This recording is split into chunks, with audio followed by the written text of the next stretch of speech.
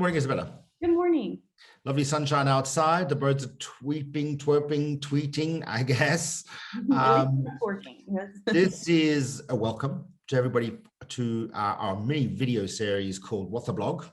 And the idea is really that we share some of the articles from one of our 32 topics that we cover in our Essentials newsletters every single week in a way that invites you to let us know what you believe the most important, the most relevant, the most fundamental articles are to help you better understand and navigate the business environment around a specific topic.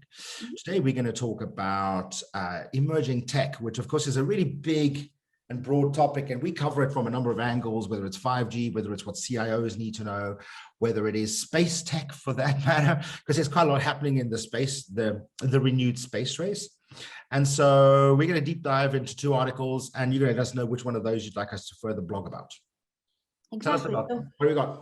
I'm super interested in their two picks this week. Yep. So the first one is there are spying eyes everywhere, and now they share a brain from Wired.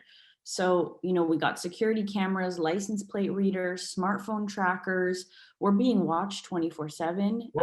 Did you see all the Amazon mesh, all the articles coming out about Amazon and I think it's called Ring and Nest doorbell systems, how they're going to actually create sort of a new Wi-Fi platform to connect all these things.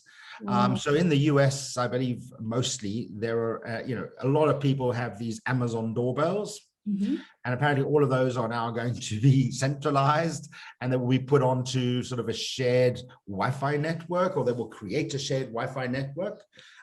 So you talk about this, that's kind of happening in reality, and apparently people are given 1 week to opt out of that by Amazon. So that's kind of fresh yesterday. So what you're talking about is so topical, it'll be great to get a deeper understanding, which I'm sure the article gives us.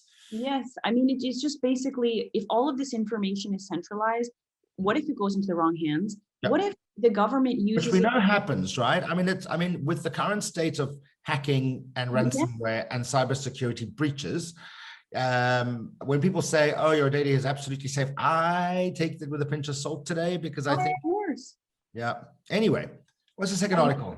The second one is drivers' unions push Congress to regulate driverless trucks by DC Velocity. So interestingly, it's not a topic I would have thought initially, like trucks and driverless cars, but it actually makes sense because driverless technology has already been seen on American roads, mostly in the form of passenger vehicles. Right. But we do have to start thinking about it in terms of trucks. So people are worried, mostly unions, about the effect of autonomous trucks on drivers' jobs, for example, because 3 million drivers' jobs could be replaced, which is a huge number.